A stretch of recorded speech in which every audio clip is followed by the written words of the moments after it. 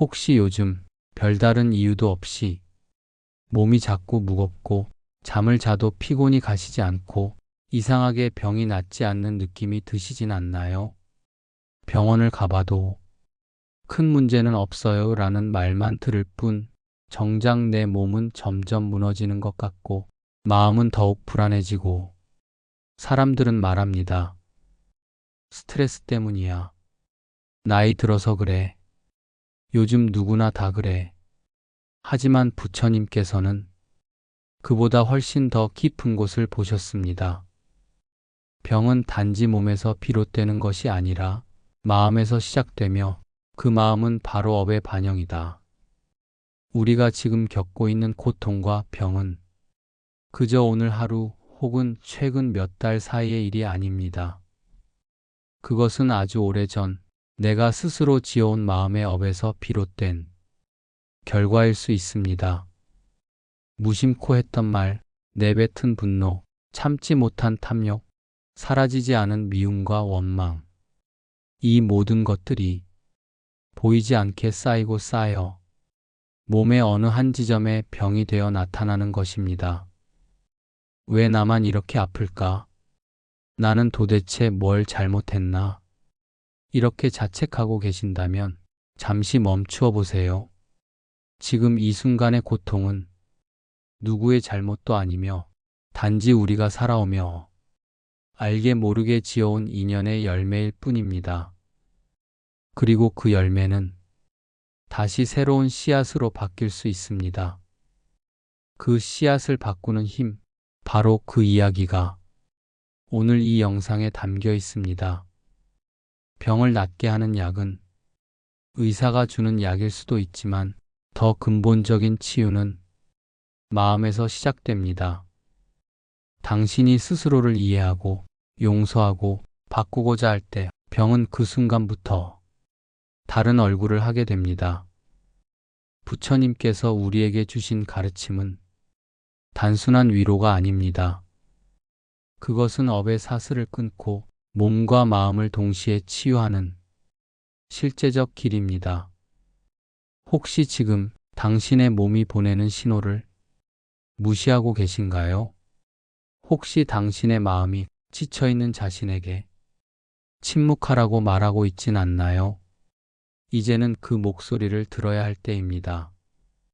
당신의 병은 당신이 스스로를 돌아볼 시간이라는 신호일지도 모릅니다. 오늘 이 시간만큼은 부디 조용히 앉아 당신 안에서 들려오는 업의 소리 그리고 치유의 기도에 귀 기울여 보시길 바랍니다. 끝까지 함께 해주세요. 이 영상이 당신의 고통을 조금이라도 가볍게 할 수 있다면 그것만으로도 우리는 함께 정진하는 길 위에 서 있는 것입니다. 일부 병은 왜 우리에게 찾아오는가? 부처님의 인과관.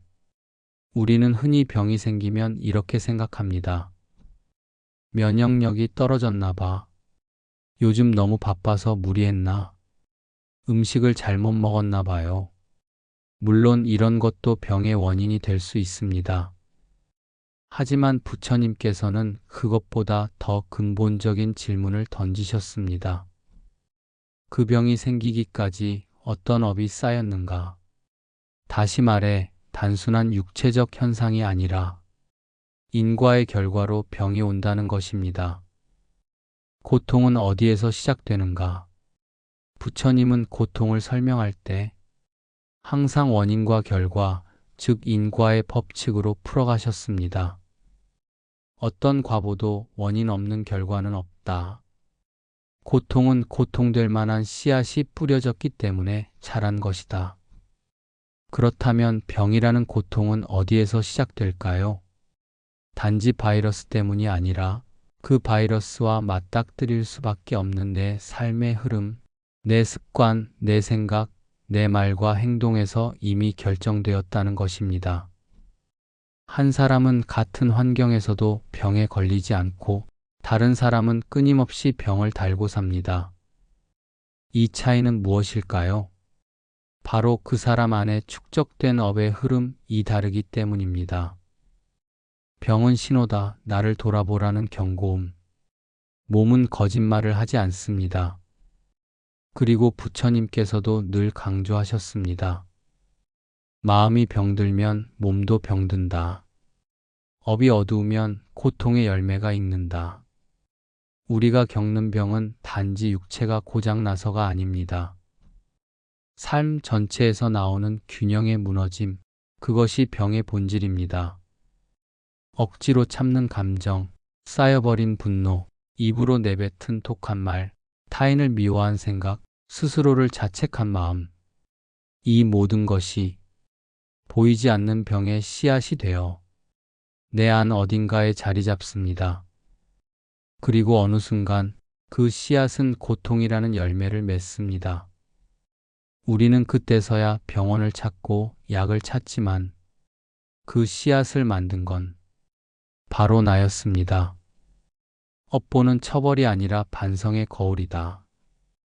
부처님은 병이 생긴 이들을 향해 절대 너는 죄를 지었다거나 벌을 받는 것이다라고 말씀하지 않으셨습니다. 대신 이렇게 말씀하셨습니다. 병은 깨달음의 문이다. 고통은 진리를 보는 통로이다. 즉, 병은 우리를 벌주는 것이 아니라 우리가 놓치고 있던 삶의 방향을 다시 보게 만드는 거울이라는 것입니다. 당신은 지금 자신을 너무 몰아붙이고 있지 않나요? 자신을 사랑하지 않고 있지는 않나요? 무언가를 미워하며 살아오진 않았나요? 몸이 아니라 마음이 먼저 병들진 않았나요? 병은 우리에게 이렇게 말해줍니다. 그 방향은 아니에요. 멈추세요. 이제는 돌아보세요. 당신 자신을.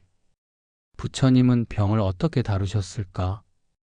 불교 경전에는 부처님께서 직접 병든 제자들을 찾아가 그들의 병을 위로하시고 그 마음을 어루만지신 장면이 여러 번 나옵니다. 그분은 병든 이를 꾸짖지 않으셨습니다. 또한 단순한 약을 권하지도 않으셨습니다. 너의 고통은 내가 지어온 업의 결과이다. 하지만 지금 이 순간부터 그 업을 바꾸면 된다. 부처님께서 강조하신 것은 지금부터의 삶의 방향이었습니다. 당신이 지금 병들었다면, 혹시 지금 몸이 자꾸 피곤하고 마음이 무기력하고 의욕이 사라지고 어떤 병명이 붙지 않더라도 삶이 점점 무너지는 느낌이 든다면 그것은 몸이 보내는 신호입니다. 그리고 동시에 당신의 업이 당신에게 보내는 메시지입니다. 이제는 삶을 바꿀 때입니다. 마음의 독을 씻어내야 할 시간입니다. 자비와 깨달음으로 스스로를 치유해야 할 순간입니다. 이제 우리는 이 병이 어디에서 비롯되었는지 그 흐름을 따라가야 합니다. 그것이 바로 2부에서 나눌 이야기입니다. 2부, 병은 우연이 아니다. 부처님의 인과법. 어떤 사람은 말합니다. 그냥 갑자기 아팠어요. 평소 건강했는데 별안간 병이 찾아왔어요. 이건 유전이에요. 그냥 운이 나쁜 거예요. 하지만 부처님께서는 단호하게 말씀하셨습니다. 세상에 우연은 없다. 모든 것은 인연과 업에 의해 생겨난 결과이다. 눈에 보이지 않는다고 해서 원인이 없는 것이 아닙니다. 우리가 이해하지 못한다고 해서 그 결과가 의미 없는 것은 아닙니다. 지금 내 몸에 나타난 병, 그 병이 보내는 메시지는 결코 무작위가 아닙니다. 그 안에는 아주 분명한 원인과 과정이 있습니다. 인과는 반드시 연결되어 있다. 부처님께서 말씀하신 인과법이란 모든 현상이 원인과 결과로 연결되어 있다는 법칙입니다. 씨앗을 뿌리면 그 씨앗에 맞는 열매가 맺힙니다. 선한 마음을 품으면 평온한 삶이 따라옵니다. 탐욕, 분노, 어리석음이 반복되면 그 끝은 괴로움입니다. 이처럼 모든 것은 원인, 결과의 흐름 안에 있습니다. 병 또한 예외가 아닙니다. 지금 나타난 병은 어떤 원인이 있었기에 생긴 결과입니다. 그 원인이 이 생의 삶일 수도 있고 과거 생에서 지은 업일 수도 있으며 심지어 남을 해한 말 한마디, 자신을 몰아세운 감정 하나일 수도 있습니다. 인연과 업보의 차이. 불교에서는 병의 원인을 크게 두 가지로 나누어 봅니다. 바로 인연과 업보입니다. 인연은 가까운 원인입니다. 예를 들어 감기에 걸린 건 바이러스 때문이고 위장병은 식습관 때문이죠. 하지만 업보는 더 깊은 원인입니다. 왜 하필 그 바이러스가 내 몸에 들어왔고 왜 내 몸은 그에 취약했는가? 그건 바로 이전에 내가 지어온 업이 그런 인연을 끌어당겼기 때문입니다. 쉽게 말해 인연은 드러난 원인이고 업보는 감춰진 뿌리입니다. 대부분의 사람들은 인연만 보고 업보는 보지 못합니다. 그래서 병이 낫지 않고 같은 패턴이 반복됩니다. 업의 작용은 정직하다. 우리가 지은 업은 절대로 사라지지 않습니다. 설령 그것을 잊는다 해도 우리의 몸과 마음은 기억하고 있습니다. 남을 미워한 기억, 스스로를 혐오했던 감정, 죄책감으로 눌렀던 내면의 고통. 이 모든 것들이 몸의 에너지 흐름을 망가뜨리고 오장육부의 균형을 깨뜨리고 결국 병이 되어 드러납니다. 부처님은 말씀하셨습니다. 몸은 업의 그릇이다. 그릇이 깨지기 시작했다면 그건 이미 그 안에 담겨 있던 업이 그릇을 흔들고 있다는 뜻입니다. 왜 어떤 사람은 쉽게 병에 걸리는가? 같은 음식을 먹고 같은 환경에서 살아도 누군가는 병이 생기고 누군가는 병을 이겨냅니다. 그 차이는 겉으로 드러나지 않는 업의 흐름에서 비롯됩니다. 남에게 준 고통이 언젠가 내 몸의 고통으로 되돌아오고 남을 위한 선한 행동이 내 건강한 기운으로 되돌아옵니다. 병은 단지 몸의 문제가 아닙니다. 그것은 삶 전체의 결과물이며 마음이 삶을 어떻게 만들어 왔는지를 보여주는 지표입니다. 병은 죄가 아니다. 중요한 것은 병이 있다고 해서 그 사람이 잘못한 것이 아니라는 점입니다.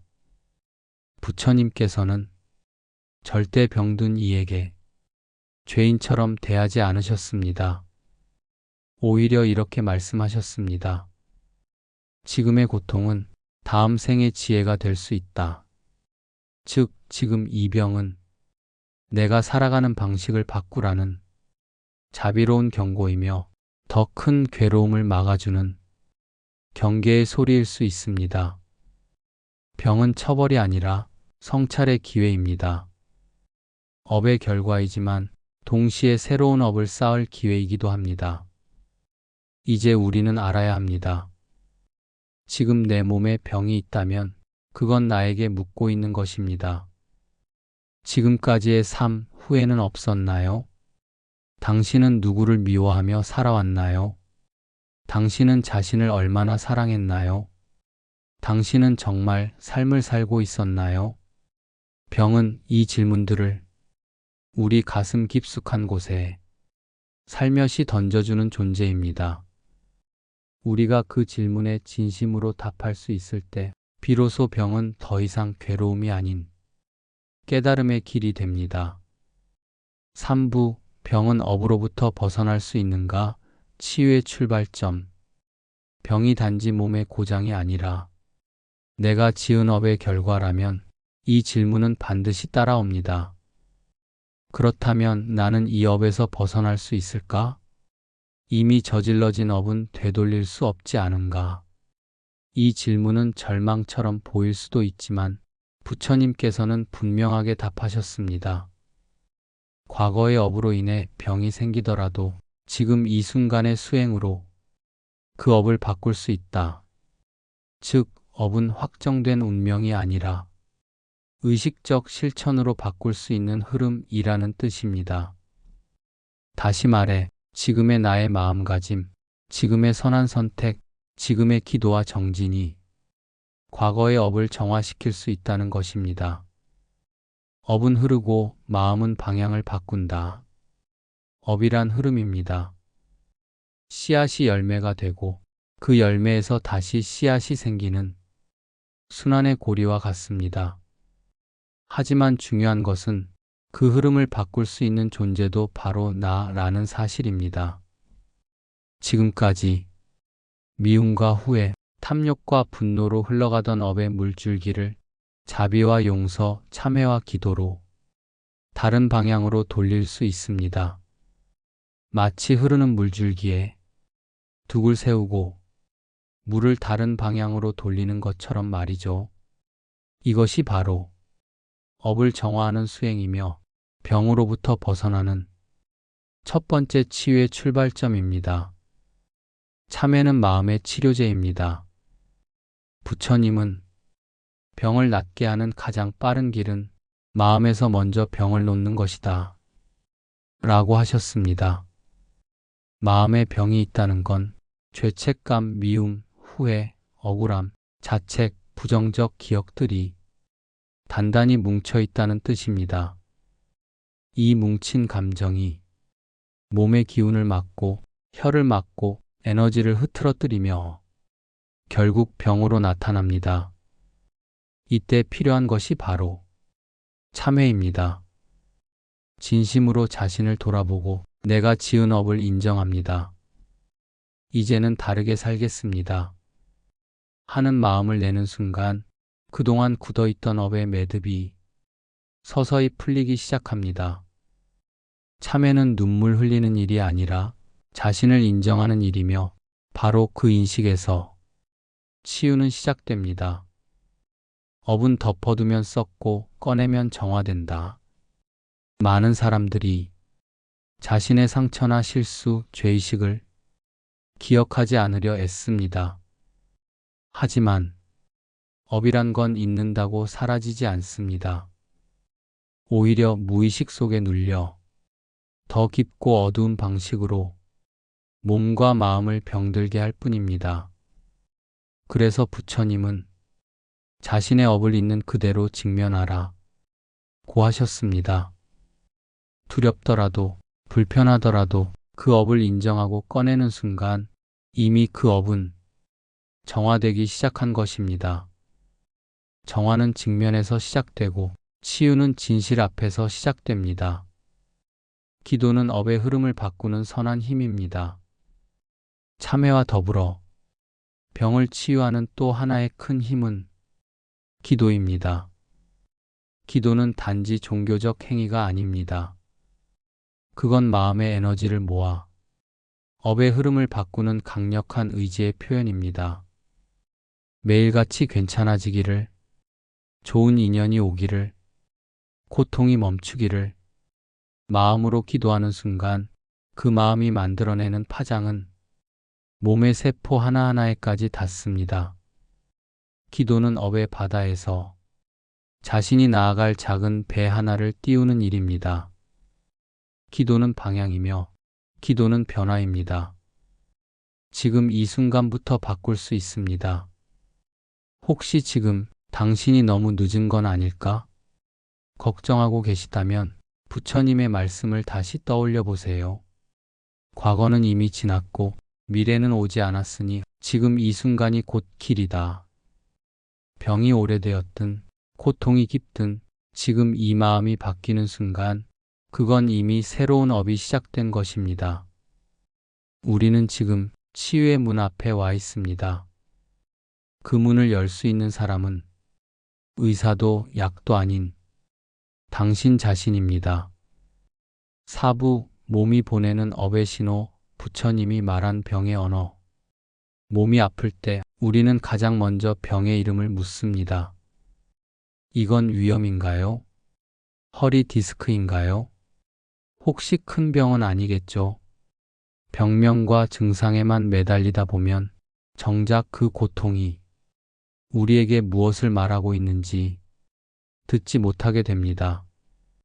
하지만 부처님께서는 몸은 마음보다 먼저 병들지 않는다고 하셨습니다. 즉, 몸의 고통은 단순한 고장이 아니라 마음이 오래전부터 보내온 경고이자 신호입니다. 몸은 침묵하지 않습니다. 언제나 조용히 그러나 분명하게 우리가 놓친 진실을 말하고 있습니다.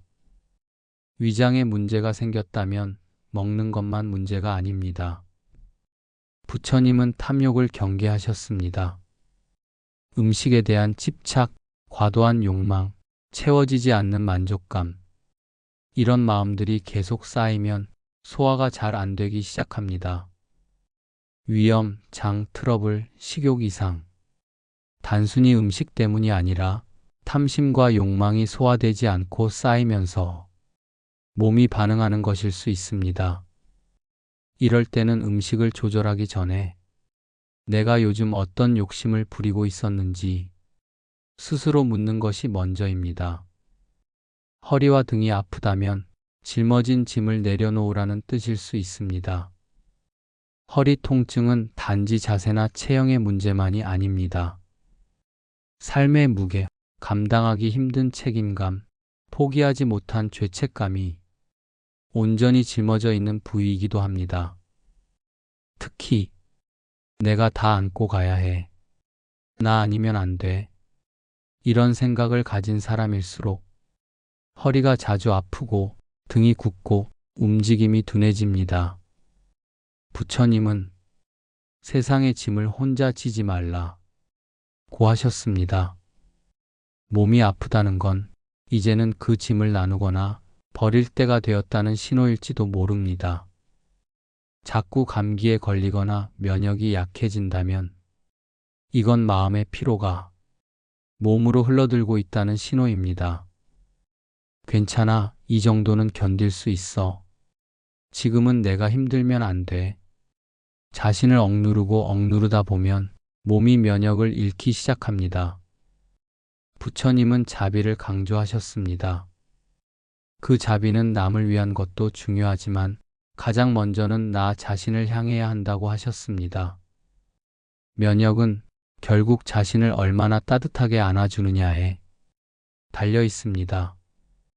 피부병, 알레르기, 두통, 모두 마음이 표현하는 방식, 피부에 나타나는 가려움, 발진, 트러블은 내면의 불안이 외부로 표출되는 방식일 수 있습니다.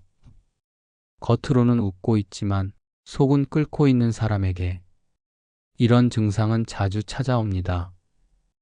두통은 생각이 너무 많다는 몸의 경고입니다. 생각이 과도하면 기혈이 위로 몰리고 그 압력이 두통으로 터져 나오는 것이죠. 부처님은 말씀하셨습니다. 생각은 줄이고 숨은 깊게 하라. 단순한 수행이지만 그 수행이 몸과 마음의 균형을 되찾는 첫걸음이 됩니다.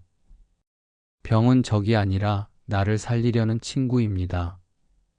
몸이 아프다는 건 결코 나를 괴롭히기 위해서가 아니라 내가 멈춰야 할 때임을 알려주는 사랑의 메시지입니다. 진짜 위험한 건 아픈 것이 아니라 그 고통을 무시한 채 계속 그대로 살아가는 것입니다. 부처님은 이렇게 말씀하셨습니다. 몸이 아프면 마음을 돌아보아라. 마음을 고치면 몸도 따라 낫는다. 병은 우리에게 불쑥 찾아온 괴물이 아니라 지금 내가 어디에서 잘못 살아가고 있는지를 깨닫게 해주는 현명한 울림입니다. 이제 우리는 몸이 보내는 신호를 단순한 증상이 아니라 업이 전하는 언어로 받아들여야 합니다. 그리고 그 언어를 듣는 순간 치유는 이미 시작된 것입니다. 5부 병을 다스리는 수행, 마음으로 치유하는 법. 병이 찾아왔을 때 우리는 가장 먼저 약을 찾고 병원을 찾습니다. 물론 그건 필요한 일입니다.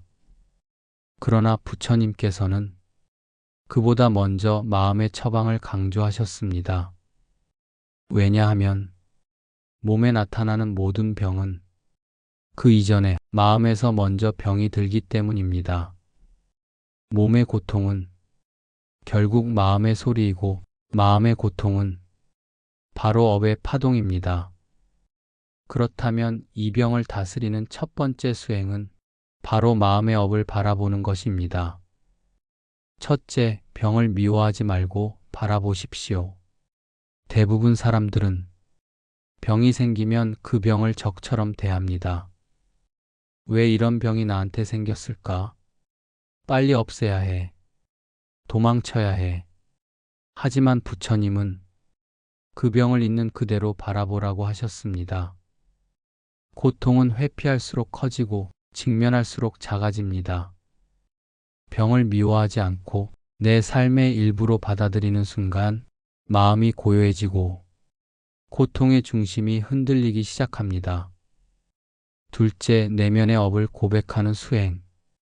병이 왔을 때 조용히 앉아 이렇게 스스로에게 물어보세요. 나는 지금까지 어떤 분노를 품어왔는가? 무엇에 집착하고 무엇을 용서하지 못했는가? 어떤 말과 행동으로 나를 다치게 했는가? 이 고백은 자책이 아니라 통찰입니다.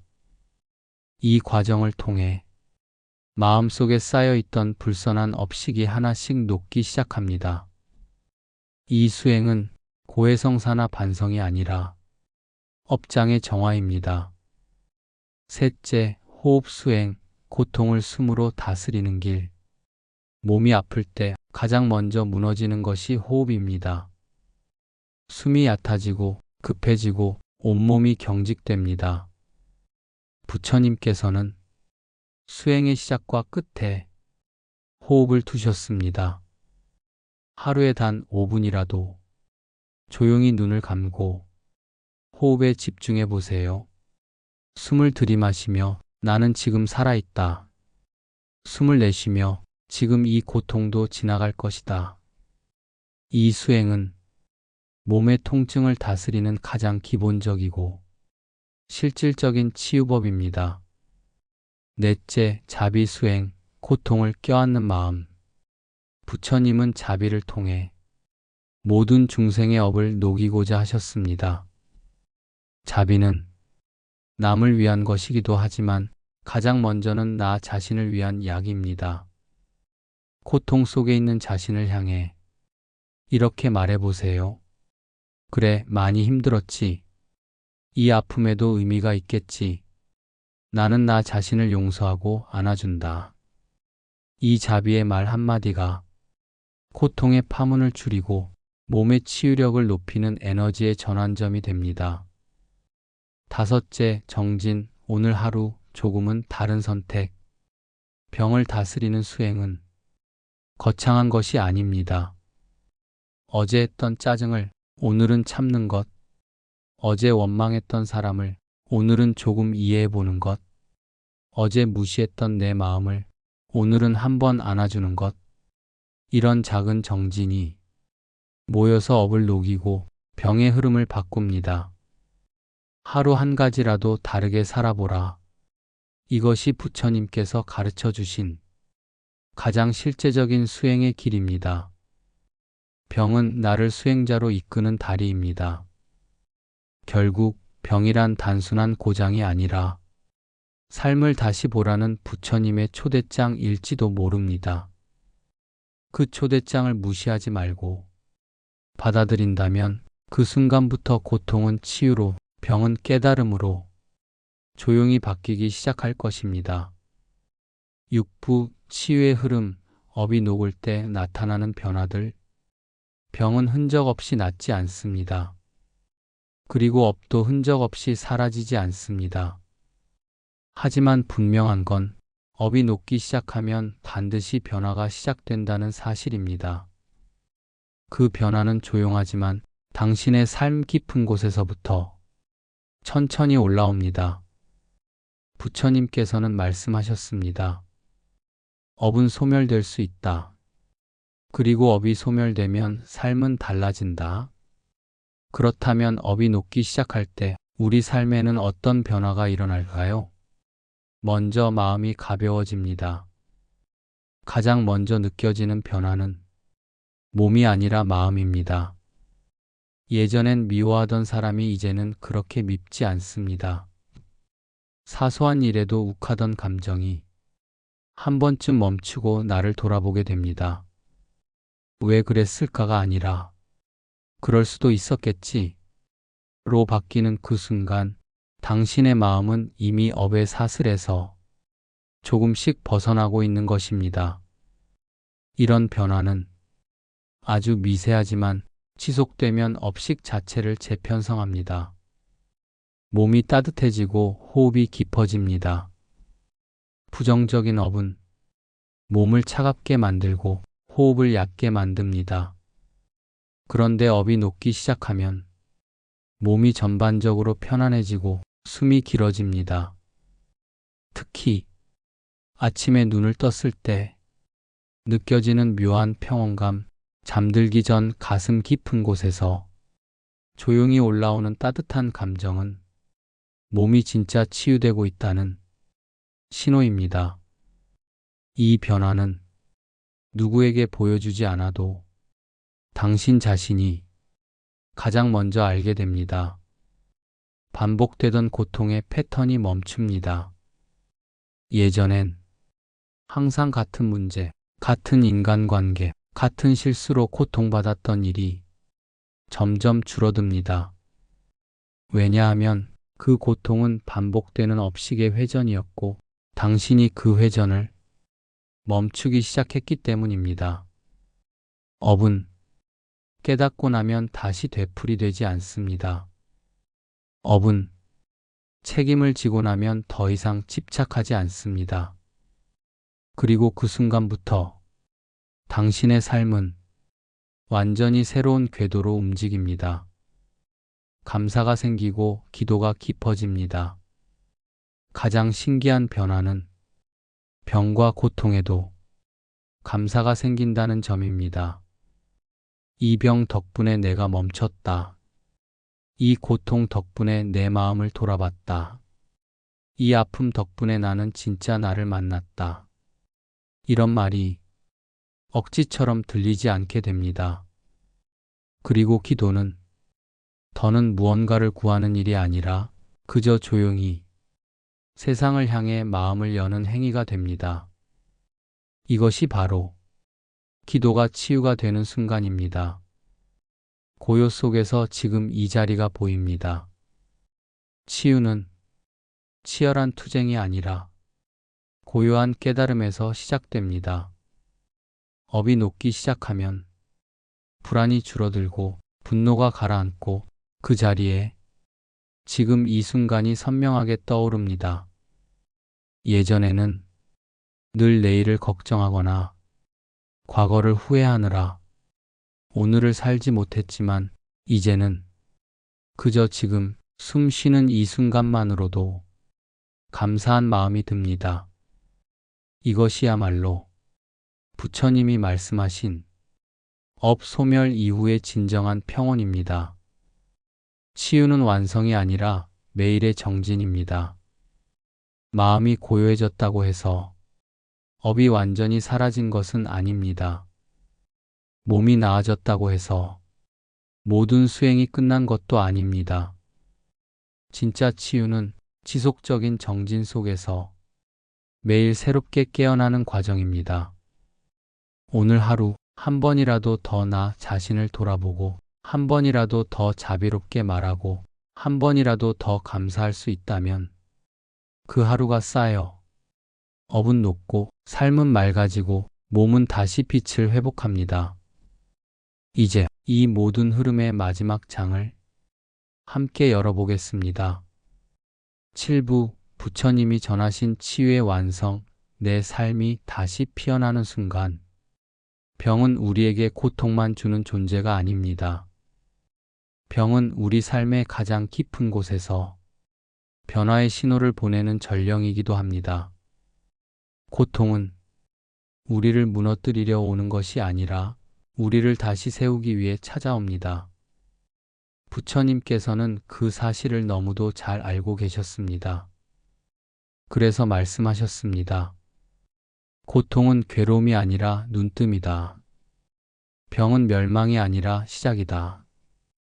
당신이 지금 앓고 있는 그 병으로 인해 멈춘 시간들, 외로움 속에서 흘린 눈물들, 그 모든 것이 당신을 다시 피어나게 하기 위한 과정이었다면 믿어지시겠습니까?